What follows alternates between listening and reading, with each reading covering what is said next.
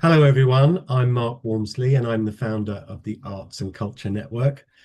We're a growing global community of over 185,000 now across our 8 arts and culture LinkedIn groups, with over 100 people joining the group every day, which is exciting. I don't get to meet everyone, as you can imagine. My days are a little bit like a world tour on Zoom, but it's lovely when I get a chance to spend some time with our members. And Andrew has joined me today. Andrew is one of our full members, a fine art photographer, and we're going to have some fun. I'm going to create Andrew's fantasy cultural year from the answers to some easy questions to which there are no wrong answers. So, Andrew, thank you very much for joining me today. No problem. Would you like to just say hi to everyone? Right, yes, hello everybody in the network. It's great to be here, and I've been a member for a few months now, but this is the first opportunity I had to get down and talk properly and introduce myself. Um, so basically, I'm originally from Darlington in the northeast of England, and I've lived in Cambridge and London during my IT networking career before coming back and settling here in Newcastle, which is where I am now. I'm semi-retired from my IT security consultancy, and for the last couple of years I've been focusing on fine art photography as a way of recovering from health issues and giving myself some exercise and excuses to get out of the house. Um, what it has meant is that switching careers late on has meant it's an old dog and new tricks kind of thing. But I've tried my best to learn some new tools and trying to build up a different kind of network. So where I'm trying to get involved in is the culture side in the northeast as well. I'm trying to go to networking events. I'm a member of a local documentary photography community from Amberside Gallery, which is all well known in documentary photography globally. So that's good. I have found it challenging to build a name for myself as a fine art photographer on sort of a wall art prints alone. So a couple of years ago I decided that I would try and do something different and make myself a photography book and use that as a way of opening doors into galleries and introducing myself and my work. So in 2024 I managed to get a book published about Newcastle upon Tyne that's called Two Tone Toon, and if you go on my website you'll see examples of the pages. It's still available to buy, and it is quite expensive, but since then I've learned a few lessons on the publishing industry, and I've almost completed another book called Shades of Darlington, and there's going to be a third book as well called Shades of North East England, and these two books are going to document the communities in the northeast England and areas of the region that don't get as much publicity as all the bigger cities. So I'm hoping that that's going to introduce people to lots of lovely landscapes and an excuse for my fine art photography to be shown to more people. And I've just submitted that as an Arts Council England application grant. So hopefully in the next 12 weeks I know whether that's going to be funded by the Arts Council, or in the worst case I may go down the Kickstarter route as well. So that's sort of one aspect. Alongside that, I've been bootstrapping a new business idea I have, and I'm basing that on something I'm going to call Wall Space North, and it's a subscription based service for corporations in the northeast of England where they have a chance to fill their empty office walls. So instead of looking out in an industrial estate or a blank brick wall or freeze block wall, as a lot of our industrial estates are up here, they can get some of my fine art photography in framed prints, and on a yearly basis they can decide to keep those or rotate them or buy them outright at the end of 12 months, and just to keep their walls fresh. So I'm learning a lot about the contacts I need in that area as well. But it's another route to try and get my work seen. And the last, I've got lots of little threads going everywhere, but on the exhibition side of things, Mark did encourage me to, one of the first things I need to try and do is to get my work out there in public and seen. So with that, had a bit more success this year than I did last year, and one of my images of the Apollo Pavilion in Peterlee is now part of a local Newcastle exhibition in the Farrell Centre by Amberside Gallery, and that's related to Newtown. So it's good that they brought me in, and that was my first public physical image that's been on display. So that was a nice little tick box. I've also got a couple of images that are coming up in Arrival Galleries exhibitions next month. And the first one's in Paris, and that's from Darlington. So hopefully I'm showing sort of the northeast, banging the drum for the northeast there. And in London, I'm going to come down for the opening night on the 10th of July in Fulham. And that'll be interesting for me because I haven't been to one of these openings before, especially as an artist. So it should be very entertaining and eyes open and see what I can learn from the experience as well. So that's basically what's going on. Quite a lot's going on at the moment. That's great, Andrew. I know we've spent quite a bit of time together, and we've spoken on many occasions. That sounds like real progress. It's great to hear that. Wonderful. So wherever this appears, there'll be information about you and examples of the work. So, and I'm particularly like the idea of the Wall Space North project and the subscription basis, which makes perfect sense. So thank you very much for that. Let me just show everyone where your website is so that they can find more about you. Here it is. It's art-photography.uk. And there's a portfolio here. Yeah. So you can have and these are wonderful. I've seen these before, and I've really enjoyed browsing through these. As you might recall, I had a particular favorite with the lights on in a building, didn't I? I wonder if it's here. It might be in a different page. Yeah, I've been told I need to structure my website a little bit more. Well, no, so if you go back to the top and hit the home button in there, what I've done to save money, as you always have to try and do, is I've got my two hats as a fine art photographer there, with 4 art collectors on the right, but with the business side I've got Wall Space North.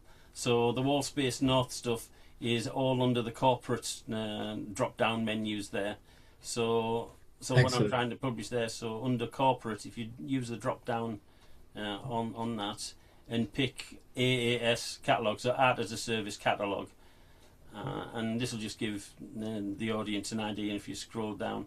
So basically what I've done, I've collated a lot of my images over the last 10 years from places in the northeast, and my wife was always wondering why I was spending lots of time on the evenings just doing things with my photography in Photoshop.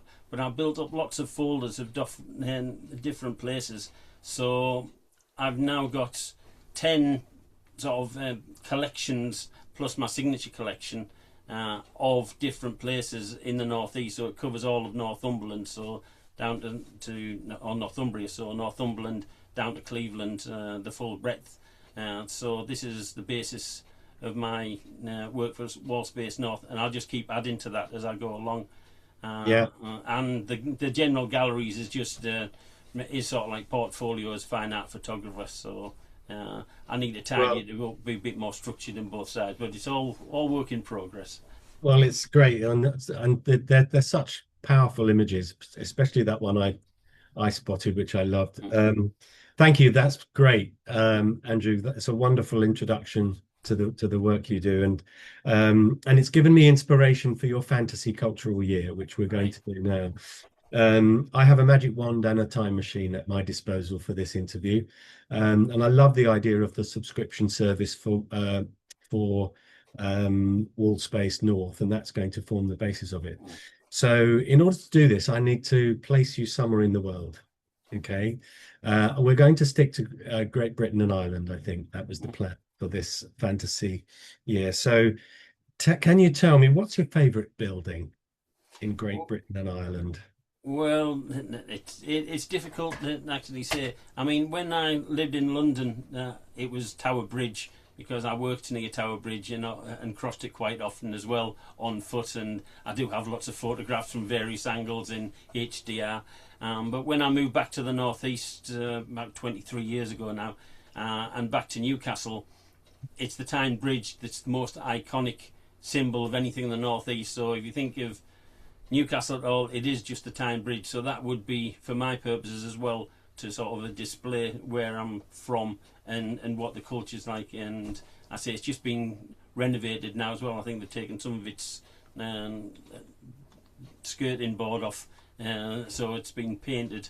There we go. So it's been getting repaired, which it was sadly needing repair for a while. But Okay, now that's the council have done that. and that's the Sage, isn't it? Behind. Yeah, well, it's Yeah. now it is now not called the Sage anymore. No, It's called the Glass House. that's right. Now. Yeah, they renamed it. Yeah. Okay, so I want you to imagine that you're the sitting. Can you see my screen? Hmm. I want you to imagine you're sitting at a pop-up cafe here. Okay, enjoying the view of the bridge. Um, and there is a drink on, it's 6 o'clock on a summer's evening, and there's a drink on the table next to you. What would we find there, Andrew? Um, well, it used to be a vodka with ice and a slice of lime, but these days I'm a bit more sensible, so it'll probably be a cappuccino or something now. Oh, lovely. And there's a book on the table. What Well, what, what book would we find there? well, if it was this week, it would be Your Man by Simon Woodruff. Because I've got a signed hardback copy from him, and he put a nice little inscription in the front for Wall Space North as well, which was nice. Yeah. So that I've just started going through that, and that'll help me with some of the entrepreneur things I need to try and do, is bootstrapping Wall Space North and try and inspire me and keep me, invigorated to keep going even when things are going a bit funny. Excellent. Yeah. That's a great choice. And there's music playing in your headphones. What are you listening to? Oh, well, it's either something from the 1920s, Mississippi John Hurt, the blues and ragtime, or the Kinks, or Beatles, Animals from Northeast. So I'm really backward in my music. Anything from the 2020s onwards, this last decade, I don't really listen to, or Yeah. can't Well, name that's a who the artists are. The Ed Sheeran about it, and Sam Fender. yeah. Anyways. Excellent. Well, that's a lovely conjured up image of you there next to the Mm. bridge. Now you're feeling quite pleased with yourself because you've just come from a meeting with a wealthy British family foundation who have enjoyed following your story with Wall Space North, which for the purposes of our fantasy cultural Mhm. year has been a huge success. Okay. Um, and your work is visible in government buildings, big hotels, big companies. They're all on the subscription service. Some choose to buy it and keep it because their people love it. Others like the rotation. I think it's a great idea. Mhm. Um, this family foundation would like to extend that throughout Great Britain and Ireland. Okay. And they're going to fund it. Mhm. So all you have to do is to decide where are you going next? Right. Well, I could take the easy option and say London, but I think there's a lot of competition there, and everyone's seen a lot of the images of London. When I did travel around Ireland, Southern Ireland, when I was younger with a friend, we did car tour all the way around, and I just loved Dublin, and just the culture and the people there was great. And the only thing which hindered me then was I had an Olympus 101, just a really basic film camera, and it didn't do justice to anything. So I went to Kilkenny and Cork, everywhere, and I took the photos, and they're sort of okay. But I would really love to go back and either concentrate in two or three of the cities, or do ones of the landscapes and the castles and the old monasteries and things in Southern Ireland, because I think that would be great to capture as well for me personally. Fantastic. Revisit what I saw before. Well, that's a lovely thing to do. So we're going to send you to Dublin. Mhm. You're flying there um, from um, from Newcastle, and it's first class all the way. This family foundation are investing heavily in this because you get to do the tour of the UK to create these to start the wall space concept throughout Mhm. the UK. You'll have a TV crew following you because they'd like to document the work. Mhm. There'll be a book deal in it, of course. Lovely coffee table book. There's a TED talk as well, and you get to do a university lecture tour as well about your experiences. You become quite famous for doing this, and you're on the TV with being interviewed about it all, which is great. Now we'll travel down to Cork, Okay, now when we get to Cork, it's a group of young people welcome you, young artists and photographers. And they say, we're going to take you out to a dance performance and then to dinner. Now, you don't have to remain in Irish culture. It can be any dance. I can put any dance-based performance in front of you on that stage. What would you like to watch? Well, it's not really my scene dancing, but Chicago and from the musical, anything from that is sort of like my style because it's got a bit like in the jazz kind of blues music there as well. So Yeah, it's all Chicago it good. is. Yeah. That's a great show. And what about national cuisine for dinner? Oh, I'm not sure of dinner because I'm quite rustic in what one it's very basic. That's a good thing about Ireland. When I was there, they could actually serve me what I could eat. So it would probably be steak and vegetables, just Nice. something nice like that. That's perfect. I love that. Now we're going to travel again from Cork to somewhere else in the Mhm. UK. Where are we going? If it was in the UK, it would probably be somewhere in Wales because the last time I was in Wales was as a venture scout and walking the Brecon Beacons, uh, and I didn't get to see a lot of Wales other than just the hills and the countryside there. So I think that's another stop I need to get to get some new material into my folders. Okay, well, let's go to Aberystwyth. Hmm. Um, and it's sport day in Wales when you get there. I can put any sporting occasion in front of you. Um, what would you like to watch? Well, actually, if we were down and further south, I'd go to Glamorgan and watch cricket. But I said they don't We really can have. do that. It's your Yeah, fantasy year. so cricket's my favourite sport, followed by international rugby and I say football and Newcastle. But it would be Yeah. cricket if you needed me to sit down for a day. Cricket. There's a lovely story. I think it was Groucho Marx was taken to a cricket game at Lord's. Hmm. And a couple of hours later, somebody said, "Are you enjoying it?" And he said, "I love it. When does it start?" Hmm. Excellent. Cricket in Glamorgan is perfectly fine. Now we're going to buzz again. Where are we going from Glamorgan? Oh, probably Cornwall.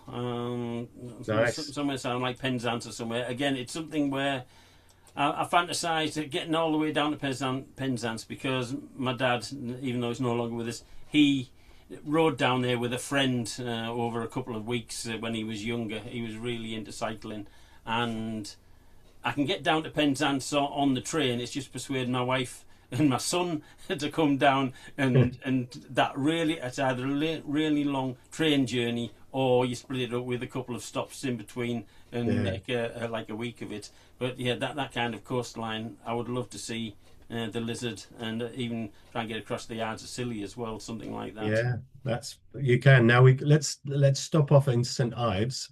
Hmm. And there is a new art gallery in St. Ives.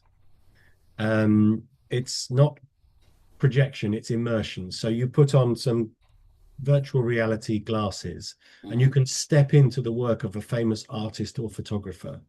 It becomes three-dimensional, 360 degrees. You can walk around in the picture. You can see in 3 dimensions what the artist could only show us in two Hmm. dimensions. In those circumstances, whose work would you like to step into? Well, the one who's sort of mine's probably closest to mine, Salvador Dali. uh, Wow, yeah, you get to walk under uh, the yeah, the I'm not. dripping clock. Yeah, I'm not sure what he what he was drinking or smoking when he was doing things. But before I was married, in the house, I had lots of large prints of his all the way up the side of the hall, in the front room. And when my wife joined me, she decided that it wasn't quite right for her peace of mind. So regretfully, they're in the garage now, just waiting in Uh, storage to be put up again once more somewhere. So definitely Salvador Dali's favourite, and going over to near Barcelona where his museum is as well. I went there, well, must be 15 years ago now, and that was just glorious. Fantastic. We're nearly there. Mm. Okay. I've got a couple more things I'd like to ask. Is there a concert you could have gone to and didn't and now can't?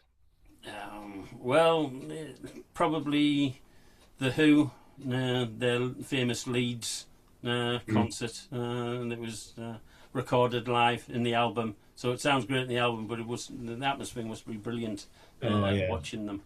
love that. What about a musical? If you had to go to see a musical other than Chicago, what- Oh, don't know. I really don't know the musical. That I've seen a few on TV. It'd be something like South Pacific or Guys and Dolls, the old ones, which well, my parents watch. But I think you might enjoy 42nd Street for the right, jazz. yeah. Hmm. Yeah, fantastic, and the big band. And what about a movie? Well, it's any of Stanley Kubrick's I can watch over and over again, especially like 2001 or Doctor Strangelove.